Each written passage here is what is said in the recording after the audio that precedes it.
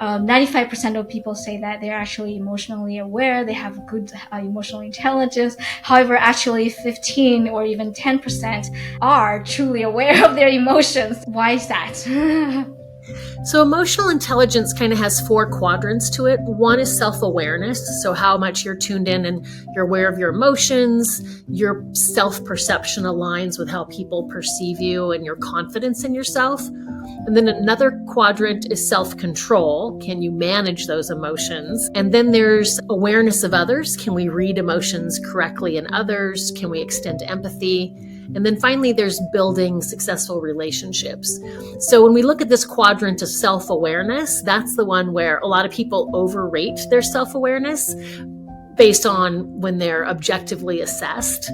So how do you define emotional intelligence then? Yeah, the definition is emotional intelligence is the ability to accurately gather emotional data and effectively use it to solve emotional challenges and build effective relationships with others. And then Daniel Goleman is the researcher who identified the 4 quadrants. And within those 4 quadrants are a total of 20 competencies. And the research is very clear that 80 to 90% of the competencies that make someone successful are a hallmark of emotional intelligence. When people derail their careers, 75% of the time it's due to a lack of emotional intelligence.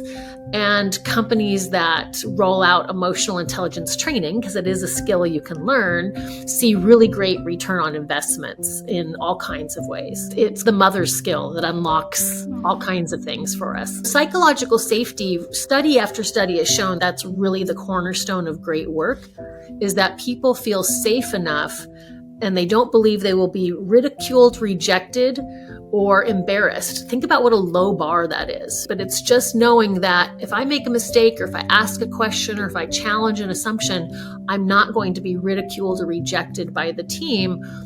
My input's going to be valued, right? Doesn't mean that I'm right, but I'm listened to. My input matters.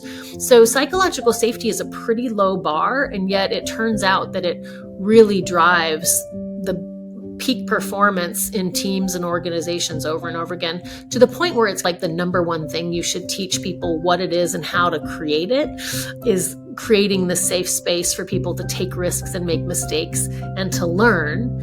And all of that's going to be tied to emotional intelligence, right? They're all connected.